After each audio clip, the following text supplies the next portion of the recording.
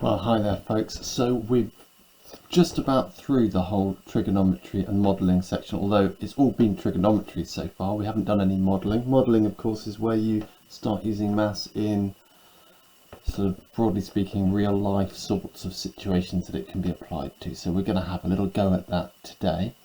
And to go with that, I haven't had a Jaffa cake for a long time, so I'm going to start off with a Jaffa cake, which is a really nice sort of biscuits go. You don't want to have one in the middle of the afternoon because you probably just eat the whole packet, but as an after dinner biscuit, almost like a second dessert, rather lovely. So I'll tuck into this, see what you make of the following. Right, here's today's only example. So yeah, there's a bit of writing to do there, but I would jot it down, certainly as much as you can bring yourself to.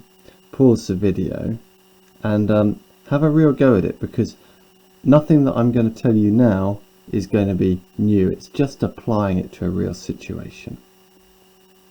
So hopefully you've had a go by now. You notice I've underlined radians there because that's important, and I've done a little sine wave there.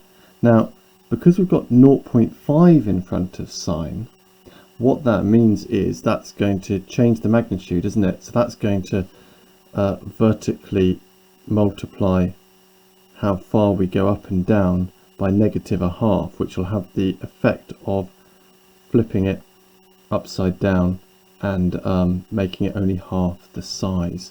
So the maximum that this can be worth is 0.5, and the minimum is minus 0.5.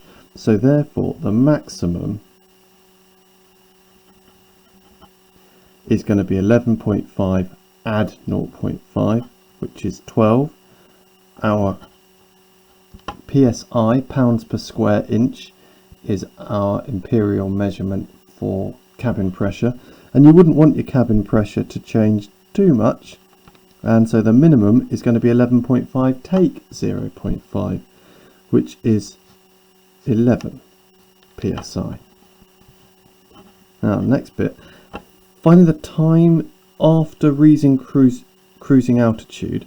So this is all about what happens after then. The time after reaching that the cabin first reaches a maximum pressure. So the maximum pressure is 12. So 12 is my P, and then I'm just going to be copying down the formula.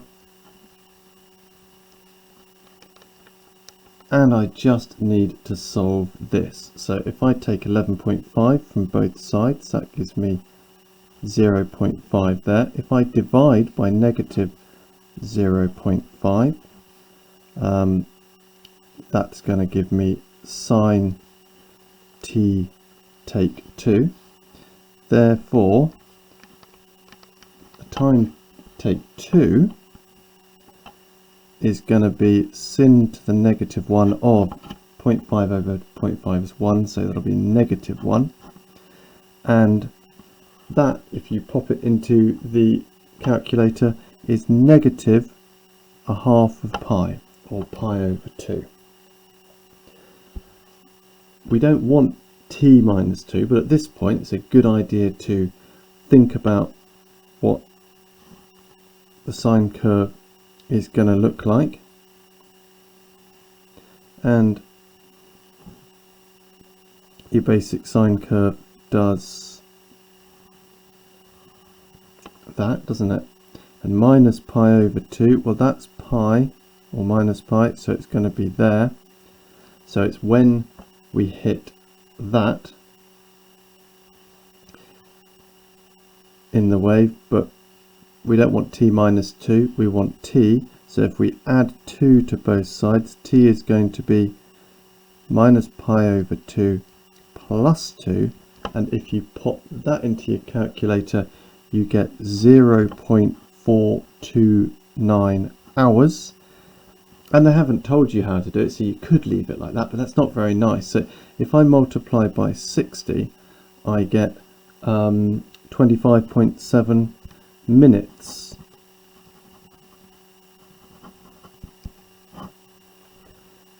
Right, and then we're on to finding the cabin pressure after 5 hours at a cruising altitude.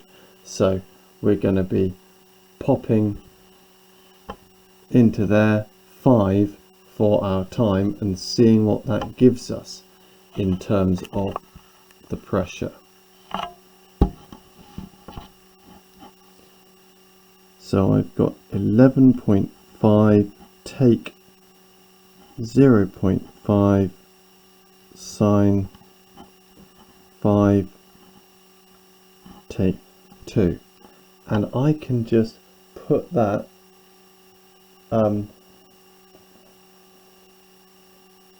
straight into the calculator and see what comes up, changing the 5 minus 2 to 3 obviously, and that gives me 11.42, which I can round to 11.4 pounds per square inch, and there's really nothing more to it than that. And the last thing is to find all the times during the first 8 hours that the cabin pressure would be exactly 11.3 psi. Right, so if we look at the formula and we say, right, I want 11.3 for P,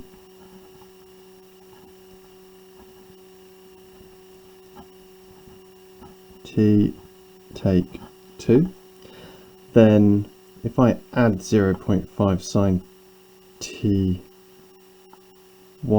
to 0.5 sine T take 2 to one side, take the 11.3 from the other, that gives me 0.2. Then I need to divide by the 0.5,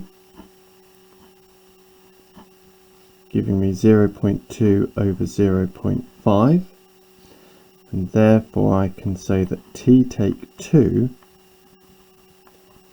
is going to be the inverse of sine of 0.2 over 0.5. If I pop that in the calculator, that's giving me 0.4115. 4 decimal places should be enough to work with for now. Now, this is T take 2 instead of where I want to be. The first 8 hours of cruising, well, if we're dealing in pies, I'm going to go a little bit further this way because I know when I add 2, that's going to shift us over, isn't it? So let's just, and I'm going to continue that on a little way because I know I'm going to have to go a bit further, maybe not as far as that though, because that's pi, so that's just over 3, isn't it? 2 pi being just over 6. By the time I get to 3 pi, that's just over 9. My value is 0.4, so as it's going negative for quite a long time under here, I'm not going to have to worry about anything before 0 there. So 0.4 is about here, isn't it? So I'm going to have that one there, and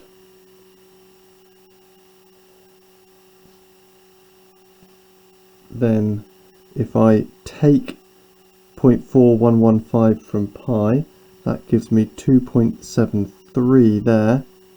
If I add 2 pi to 0.411, that gives me 6.69 something there. And then if I go for the next one, that's 9.01. And as I'm going to be adding 2 anyway, I know that's not going to matter. So if I add 2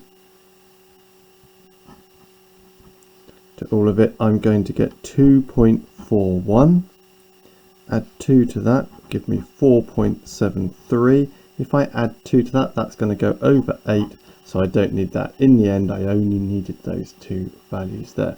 So it's 2.41 hours and it's 4.73 hours, but it's a nice idea to do 0.41 times 60 to turn that into minutes. So that means 2 hours 25 minutes rounded to the nearest minute.